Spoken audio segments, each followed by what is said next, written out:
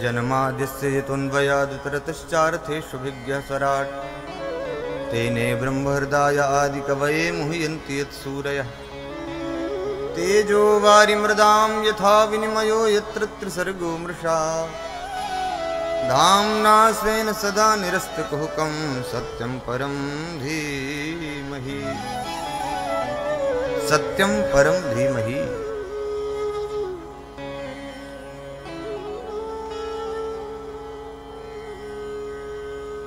बैठ जाएं, अब सब लोग बैठ जाएं।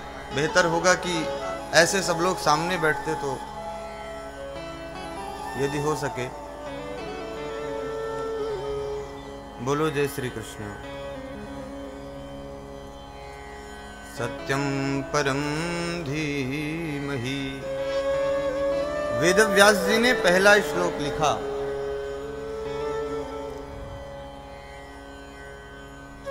जब इस पहले श्लोक की रचना वेदव्यास भगवान कर रहे थे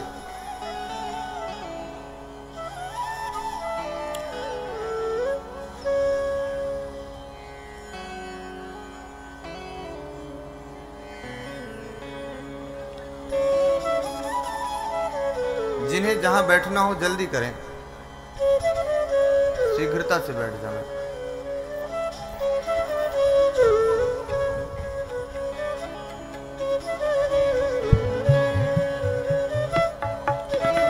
जब इस पहले श्लोक की रचना भगवान वेदव्यास कर रहे थे, वेदव्यास जी के सामने सारे देवता हाथ जोड़कर खड़े कि हे वेदव्यास जी, इतना बड़ा ग्रंथ लिखने आप जा रहे हैं, मंगलाचरण में ऐसा करो, हमारी स्तुति करो।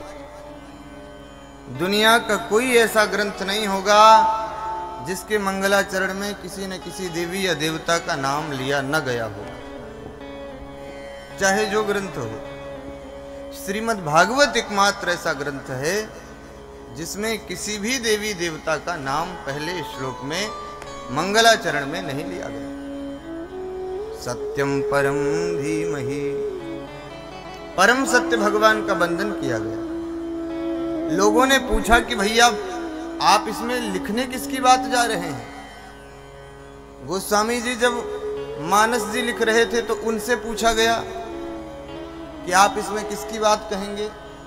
तो गोस्वामी जी लिखते हैं, एहि महारघुपति नाम उदारा, यही रघुपति नाम उदारा, यही रघुपति नाम उदारी, नाम उदारा, यही रघुपति नाम उदारा, रघुपति नाम उदारा, यही रघुपति नाम उदारा, यही रघुपति नाम उदारा, यही रघुपति उदारा, यही रघुपति नाम उदारा, यही रघुपति नाम उदारा, यही रघुपति नाम उदारा, प्रभु प्रतिपाद्य। किसका प्रतिपाद्य विषय है पूछा गया, किसका प्रतिपाद्य विषय है, इसमें आप किसकी बात कहने जा रहे हैं? तो कहते हैं प्रभु प्रतिपाद्य राम भगवान, प्रभु प्रतिपाद्य राम भगवान, प्रभु प्रतिपाद्य राम भगवान, राम भगवान, राम भगवान, भगवान, प्रभु प्रतिपाद राम भगवान।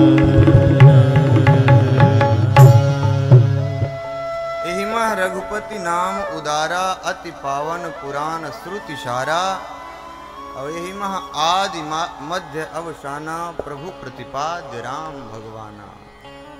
गोस्वामी जी से पूछा गया कि भाई आप जो ग्रंथ लिखने जा रहे हो उसमें आप किसकी बात कहेंगे, किसका प्रतिपाद्य विषय है? गोस्वामी जी कहते हैं प्रभु प्रतिपाद्य राम, राम का प्रतिपाद्य विषय है। किसी ने कहा कि शुरू में राम जी की कथा होगी, मध्य में या अंत में और किसी की है, तो बोले नहीं, यही मह आदि मध्य अवसाना। इसके आदि में भी राम है, इसके मध्य में भी राम है, इसके अंत में भी राम है। पूरे ग्रंथ में राम ही ओतप्रोत हैं। वेदव्यास जी से पूछा गया कि भाई आपके ग्रंथ में कौन है, आपका प्रतिपाद्य भगवान कौन है? तो वेदव्यास भगवान कहते हैं हम तो कृष्ण जी की बात कहने जा रहे हैं। तो कृष्ण जी सम्मुख खड़े हो गए, बोले फिर मंगलाचरण में हमारा नाम लिखो, ऐसा लिखो, कृष्णम परम धीमहि। कृष्ण को प्रणाम करते हैं ऐसा लिखो। तो वेदव्यास जी ने कहा ना जी, नाम तो आपका न लिखूंगा, नाम न लिखूंगा, क्योंकि यह जो ग्रंथ मैं लिखने जा रहा हूं ये केवल कृष्ण भक्तों का ग्रंथ नहीं होगा। अगर मैं किसी का नाम विशेष कर दूंगा तो फिर ये जाति विशेष हो जाएगा, भक्त विशेष हो जाएगा कि भाई ये कृष्ण का कहा हुआ है और कृष्ण की बात है, तो कृष्ण भक्त इसमें ज्यादा आनंद लेंगे, ज्यादा रस लेंगे। इसमें आवाज कम है क्या? ज्यादा आनंद लेंगे। अगर इसमें कृष्णम परम धीमहि लिख देते तो हो सकता है कि शैव नाराज हो जाते कि भाई ये तो वैष्णवों का ग्रंथ है। अगर इसमें शाक्तम परम धीमहि लिख दिए होते तो हो सकता है वैष्णव नाराज हो जाते। लेकिन क्या कमाल किया वेदव्यास भगवान ने, किसी देवी देवता का नाम नहीं लिखा। वो कहते हैं कृष्णम परम धीमहि सत्यम परम धीमहि। मैं इस ग्रंथ में सत्य की वंदना करता हूं। अब आप चाहे जिस भी रिलीजन से हो, चाहे भी जिस भी संप्रदाय से हो, चाहे जिस भी ट्रेडिशन को फॉलो करते हो, चाहे जिस भी परंपरा से हो, लेकिन आप सत्य को जरूर मानेंगे। सत्य से नहीं बचा जा सकता है, सत्य को जरूर मानेंगे। बोलो जय श्री कृष्ण। सत्य को स्वीकार हर व्यक्ति करेगा। अच्छा, वो खुद भले झूठ बोले, खुद भले झूठ बोले, पर वो चाहता यही है कि मेरे से कोई ना झूठ बोले। बताओ कोई ऐसा चाहता हो कि मेरे से भी आकर कोई झूठ बोल जाए? वो हमेशा सत्य को ही स्वीकार करना चाहेगा, स्वयं भले कुछ बोले। बोलो जय श्री कृष्ण। सबसे पहले श्लोक में वेदव्यास भगवान सत्यम परम धीमहि लिखकर यह कहते हैं। भागवत उसके तब तक समझ में नहीं आ सकती जब तक वह सत्य को नहीं समझेगा।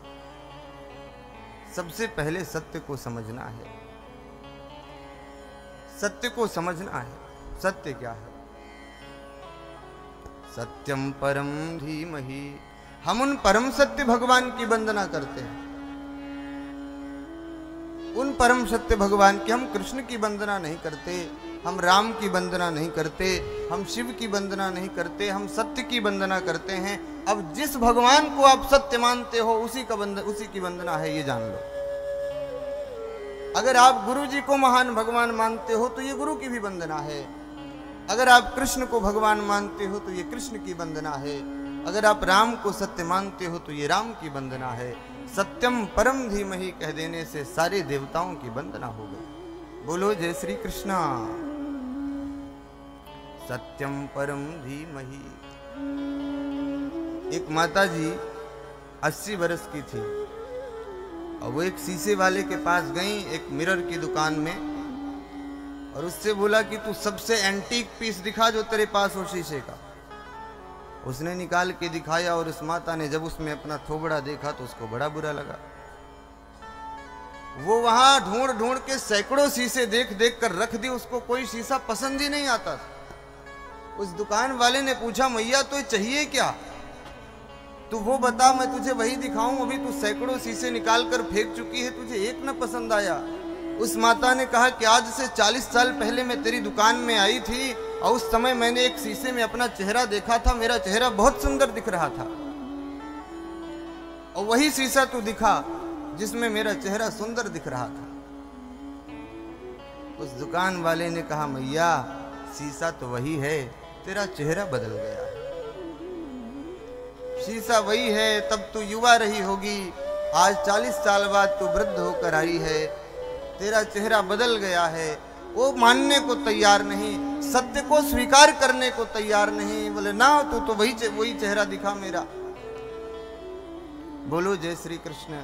हमें अपने जीवन में सत्य को स्वीकार करना है, सत्यता को स्वीकार करना है। हम सत्य को स्वीकार करने को तैयार नहीं होते, हमेशा झूठ। अच्छा, एक बात और है, झूठ बोलने के बाद आदमी अपने आप को बुद्धिमान भी बहुत समझता है। कोई झूठ बोला हो, फिर उसके चेहरे की तरफ देखो तो ऐसा रौब से बैठेगा, देखा कैसी नई कहानी बनाई मैंने, हैं? कैसी सुंदर मैंने, देखो 1 मिनट में पागल बना दिया। बोलो राधे राधे। वो बड़ा गुमान में आ जाता है झूठ बोलने के बाद, कैसी मैंने नई कहानी गढ़ी, और कुछ नहीं पता वो थोड़ी देर का झूठ अचानक किस दुख में बदल जाएगा, कुछ नहीं पता है। अच्छा, जब आप झूठ बोलते हैं तब आपको उस झूठ को याद भी रखना पड़ता है। जब आप झूठ बोलेंगे तब आप उस झूठ को याद भी रखेंगे, अगर भूल जाएंगे तो फंस जाएंगे। किसी से कुछ कहने के बाद उसे याद रखना पड़ेगा, नहीं याद रखोगे कल को दूसरा बोल दिए तो फंसे फिर। तो झूठ बोलने के बाद जब हम उस झूठ को याद रखते हैं तो उस झूठ को याद रखने में हमारे दिमाग की बहुत सारी मेमोरी खर्च हो जाती है, हमारे दिमाग का एक बहुत सारी स्थान भर जाता है। एक 80 साल की डोकरी मैया गांव में बैठी बैठी रोवे, और रोवे की रोवे। लोगों ने पूछा, मैया तू रोए काहे को रही है, कौन सी तकलीफ है गई तो वह बुढ़िया मैया ने कही कि तुम्हें क्या बताऊं, आज मेरे मायके से लोग आ रहे हैं इसलिए रो रही हूं। लोगों ने कहा कि हद हो गई, माताओं के मायके से कोई आए, इससे ज्यादा खुशी तो उन्हें किसी बात की होती ही नहीं है, और तुम रो रही हो। उसने कहा, बात दरअसल ऐसी है कि आज से 80 साल पहले, आज से 60 साल पहले मेरे पिताजी ने जब मेरी शादी कराई थी इनसे, तो ये कहकर कराए थे कि मैं एमए पास हूं, और असल में तो मैं 10th भी फेल हूं। और मेरे गांव के लोग तो सब जानते हैं मैं कितनी पढ़ी लिखी हूं। अब वो आ रहे हैं, और मेरे पतिदेव से बात उनकी होगी जरूर, और कहीं ये बात अगर निकल गई तो मेरा क्या होगा। लोगों ने कही कि अगर बात खुल भी गई तो कौन सा 90 साल की उम्र में बूढ़ा तुझे छोड़कर चला जाएगा, काहे को चिंता कर रही है। लेकिन बात ये नहीं है छोड़ के जाएगा कि नहीं जाएगा, पर 80 साल के बाद भी ये छोटा सा बोला गया झूठ उस माता को तंग करता है।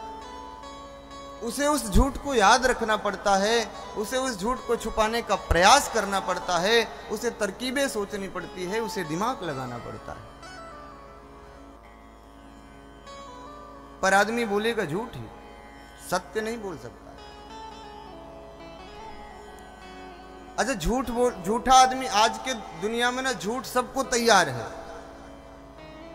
झूठ 1 मिनट में तैयार है, सच नहीं बोल पाता। बस झूठा व्यक्ति तुरंत रेडी है बोलने के लिए।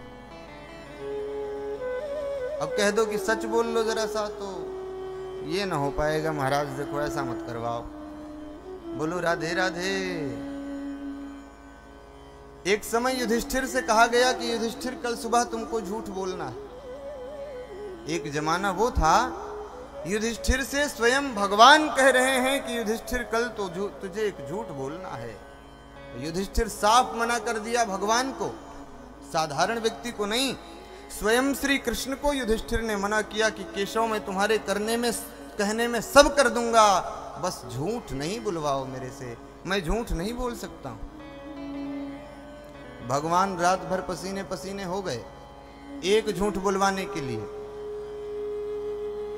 एक झूठ बुलवाने के लिए रात भर भगवान ने मेहनत करी, और फिर भी युधिष्ठिर जब बोलने को तैयार नहीं हुए तो भगवान ने एक अश्वत्थामा नाम के हाथी को मरवाया।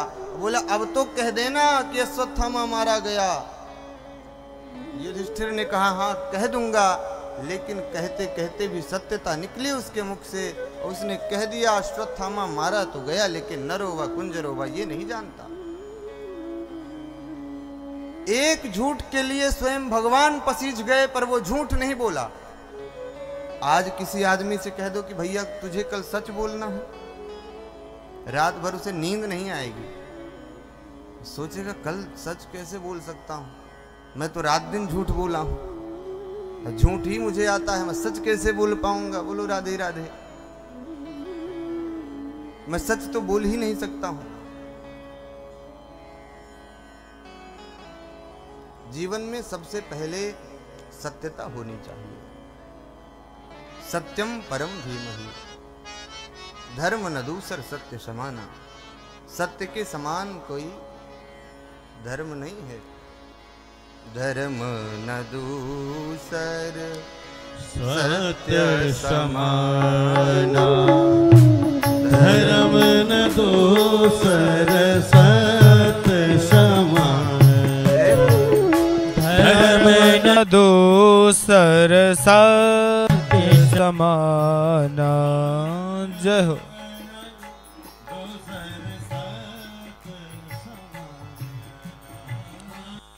धर्म न दूसर सत्य समाना, आगम निगम पुराण बखाना, आगम निगम पुराण बखाना।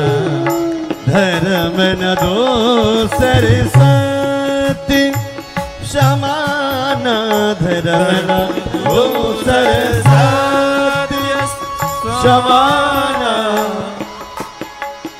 समाना जय हो। समाना, धर्म न दूसर सत्य समाना, धर्म न दूसर सत्य समाना, आगम निगम पुराण बखाना, आगम निगम पुराण बखाना। धर्म न दूसर सत्य समाना, धर्म न दूसर सत्य समाना, आगम निगम पुराण बखाना। सत्य के समान कोई धर्म नहीं है।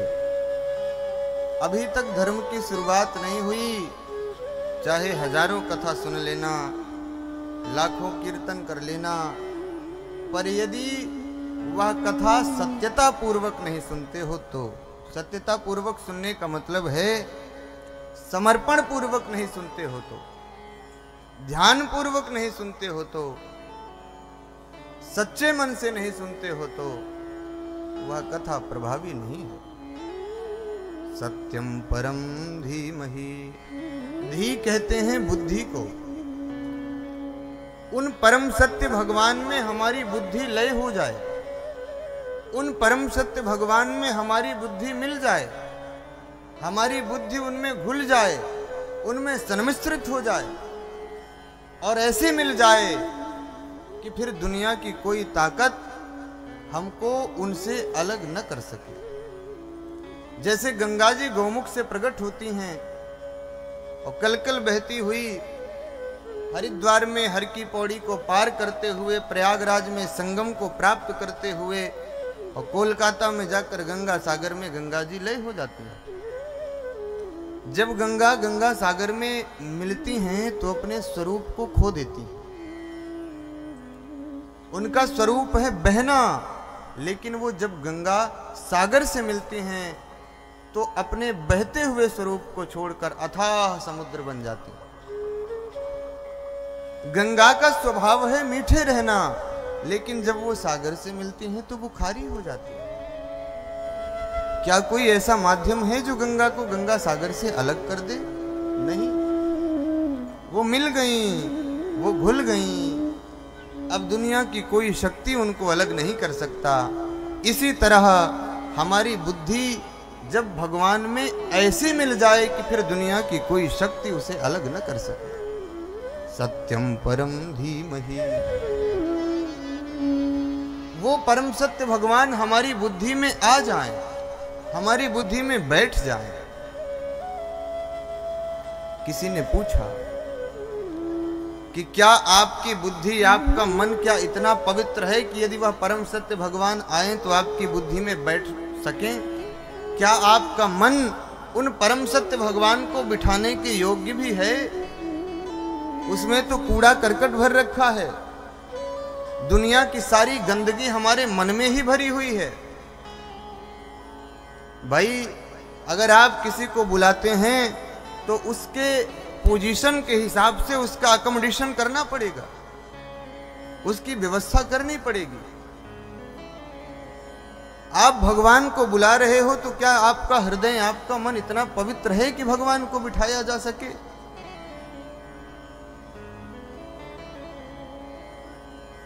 हमारे पास मन रूपी ऐसा अद्भुत पात्र था कि दुनिया की सारी कीमत चुकाने के बाद भी यह मन रूपी पात्र मिल नहीं सकता था। ऐसा अद्भुत पात्र दुनिया की सारी कीमतों को चुका देने के बाद भी नहीं मिल सकता। लेकिन हमें से अपात्र निकले कि दुनिया की आसक्तियों के अचारों और तेलों को डाल डालकर हमने अपने मन को इतना दूषित कर दिया है कि अब उसमें भगवान नहीं बिठाए जा सकते हैं। भाई, दूध को भरने से पहले पात्र को अच्छी तरह से मांज लेना, नहीं अगर थोड़ा सा भी खटास उसमें मिल गया तो दूध फट जाएगा, बेकार हो जाएगा। अगर परमात्मा को हृदय में बिठाना है तो सबसे पहले हृदय को साफ करना चाहिए। अच्छा, हृदय को साफ करने का क्या माध्यम है? तो वेद व्यास भगवान इसी श्लोक में कहते हैं, तेजो वारि मृदाम यथा विनिमयो यत्र त्रिसर्गो मृषा। तेजो, पहले के समय में जब माताएं बर्तन धुलती थीं तो पहले कोई डिटर्जेंट तो आता नहीं था, कोई 100 नींबुओं वाली शक्ति का कोई पाउडर तो आता नहीं था पहले, जो रगड़ा और साफ हो गया। बोलो राधे राधे। पहले का माध्यम तो भाई यही था कि गर्म पानी करो और उसको मिट्टी से रगड़ो, साफ हो जाएगा, उसकी सबरी चिकनाई खत्म हो जाएगी। पहले तो ऐसे ही बर्तन धुला जाता था। क्यों माता जी? ऐसे ही धुला जाता था। वेदव्यास भगवान कह रहे हैं कि हम भी आपके मनरूपी पात्र को इसी तरह साफ करेंगे। एक काम करो, पहले अग्नि ले आओ, तेजो, तेज ले आओ, जिसके ऊपर पानी गर्म किया जाएगा। अच्छा, तेज कहाँ का लाएं, अग्नि कहाँ की लाएं? बड़वा न लाएं, विश्वा न लाएं। लाइटर वाली आग से काम होगा कि माचिस वाली से होगा? कौन सी चूल्हे वाली आग ले आएं कि भटिया वाली आग ले आएं कि गैस सिलेंडर जला लाएं? कौन सी आग? किस आग से मन रूपी पात्र साफ हो सकता है? वेदव्यास भगवान ने कहा, नहीं नहीं, इन आगों की जरूरत नहीं है। एक काम करो, भगवान से मिलन की अपने हृदय में लौल्यता ले आओ। आपके हृदय में भगवान से मिलन की इतनी तीव्र आग जल रही हो कि आपका हृदय उसमें तप रहा हो। ऐसी तपन जिस दिन भगवान भगवत प्राप्ति की हो जाएगी। कैसे भगवान आपके हृदय में नहीं आते हैं? हृदय की छोड़ो, तुम्हारे सामने आकर खड़ा होगा वो। ऐसी तपन तो ले आओ, ऐसी आग तो ले आओ, ऐसा तेज तो ले आओ, ऐसी धधक तो ले आओ। बोलो जय श्री कृष्ण, और जोर से जय श्री कृष्ण। ऐसी अग्नि से काम होगा। तेजो वारी मृदाम। तेज के बाद, अग्नि के बाद क्या चाहिए? बोले वारी चाहिए, जल चाहिए, पानी चाहिए। अच्छा, पानी कहाँ का लाएं महाराज? गंगा जमुना ब्यास नर्मदा चिनार झेलम रावी तृष्णा अलकनंदा मंदाकिनी सरजू, कौन सी नदी का पानी ले आए जिससे मन रूपी पात्र साफ हो सके। वेद व्यास जी ने फिर से चेतावनी दी, बोले नाना इन सब अग्नियों से मन रूपी पात्र साफ होने, इन सब जलों से, इन सब वारियों से, इन सब पानी से मन रूपी पात्र साफ होने वाला नहीं है। फिर कौन सा जल लाए? तो कहते हैं भगवान से मिलने के लिए अपने आंख में अश्रु रूपी जल लाएं। वृंदावन वाले भैया बैठे हैं, वहां के भक्त रात दिन अश्रु की धारा बहाते हैं। आहा, भगवत प्राप्ति का मार्ग तो वही बता सकते हैं। अपने अश्रु में भगवत प्राप्ति का, बिहारी जी से मिलने का, कृष्ण से मिलने का, अपने आंख में अश्रु रूपी जल ले आओ, बिंदु ले आओ, उससे भगवान मिलेंगे। अच्छा, हम लोग क्या करते हैं ना, दुनिया वालों के लिए तो रोते हैं, जिनकी नजरों में हमारे आंसुओं की कोई कीमत नहीं है उनके लिए बहुत रोते हैं, और जो हमारे आंसुओं की कीमत करता है उसके लिए एक आंसू नहीं बहते हैं। हमने उनकी याद में रो रो के टब भर दिए,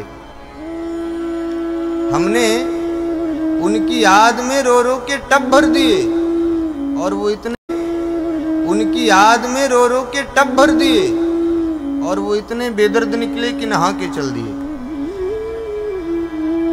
हमारे आंसुओं की कीमत दुनिया वालों की नजरों में नहीं है। अगर आप आंसू बहाना ही चाहते हो तो उसके लिए बहाओ जो तुम्हारे आंसुओं की कीमत समझता है। बोलो जय सिया राम। तेजो वारी मृदाम यथा विनिमयो। अब तीसरी चीज चाहिए, आग आ गई, कृष्ण की लौल्यता ले आओ, कृष्ण प्रेम में आंखों में जल ले आओ। और तीसरी चीज चाहिए मृदाम, मिट्टी ले आओ। अच्छा, मिट्टी कहाँ की चाहिए महाराज? कहाँ की मिट्टी से काम चल जाएगा? यज्ञ स्थल की मिट्टी ले आए, यमुना के किनारे से बालू वाली ले आए, कौन सी मिट्टी से काम हो सकता है? तो वेद व्यास भगवान ने कहा पादरेणुमभीक्षणसः। जो भक्त भगवान के विरह में रात दिन तड़पता हो, जिसके हृदय में भगवान से प्राप्ति की ज्वाला धधक रही हो, उसके चरणों की मिट्टी ले आओ, उसके चरणों में जाओ और नतमस्तक हो जाओ कि जो आग तुम में लगी है वो हम में भी लगा दो। देखो, हम भी दीपक हैं और संत भी दिया है, महात्मा भी दीपक है। फर्क सिर्फ इतना सा है कि हम बुझे हुए दिए हैं और वो जला हुआ दिया है। एक काम करना है, अपने बुझे हुए दिए को जले हुए दिए से मिला दो तो आपका दीपक भी जल उठेगा।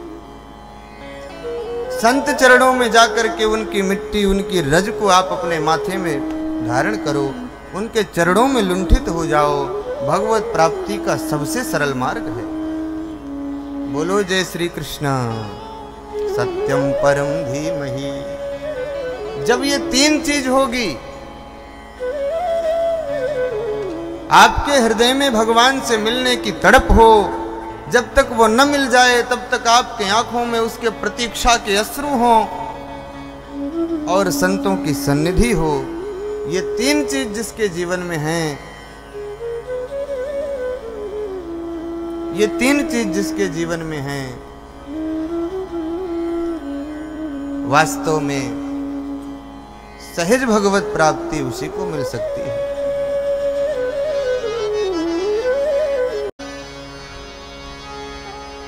सत्यम परम धीमहि। उन परम सत्य भगवान में हमारी बुद्धि लय हो जाए, उन परम सत्य भगवान में हमारी बुद्धि मिल जाए, घुल जाए, और वो तभी मिलेगी, तभी घुलेगी, तभी भगवत प्राप्ति संभव है। जो तीन माध्यम वेदव्यास भगवान ने बताए हैं, इन्हीं के द्वारा भगवत प्राप्ति की जा सकती है।